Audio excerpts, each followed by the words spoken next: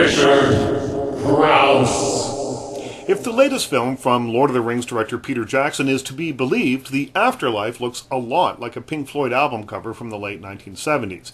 In The Lovely Bones, a loose adaptation of the best-selling book by Alice Sebold, he goes heavy on the computer-generated imagery to create a slick-looking world which, despite the best efforts of the cast, is almost completely bereft of emotion.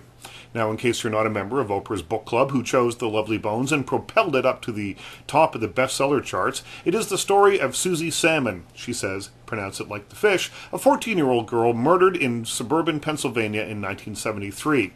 Susie, however, didn't go quietly into that long good night. From a place somewhere between heaven and earth, she watches over her distraught family and tries to guide them through their time of despair.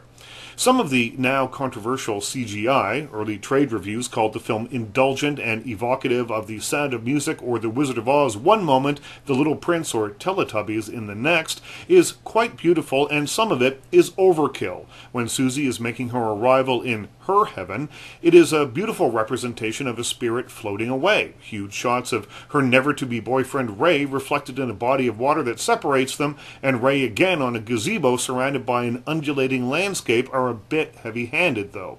Jackson is the real deal, a skilled filmmaker and visualist, but he has to learn to trust the story and not try and let the technology do all the talking. Performance-wise, Jackson is cast well and gets good solid work from his actors, particularly Rachel Weisz as the grieving mother, Susan Sarandon as the boozy grandmother, and Rose McIver as the spunky sister Lindsay, but it is the two central roles that the whole movie hinges on. As the murderous Mr. Harvey, Stanley Tucci is creepy, all twitchy movements and squeaky voiced. He's Norman Bates without the overbearing mom, and wonderfully cast. Tucci, it appears, can do anything. Earlier this year, he played Julia Child's loving diplomat husband in Julie and Julia and held his own opposite Meryl Streep. Now he's the creepiest bad guy this year since Hans Landa drank a glass of milk with a French farmer in Inglourious Basterds.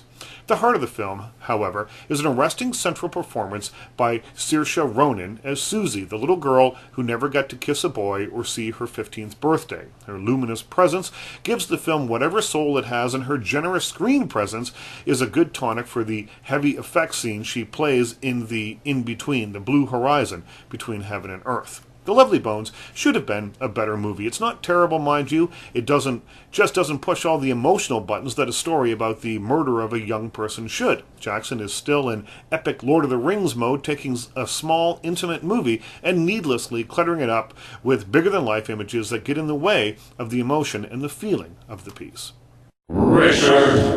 Crouse.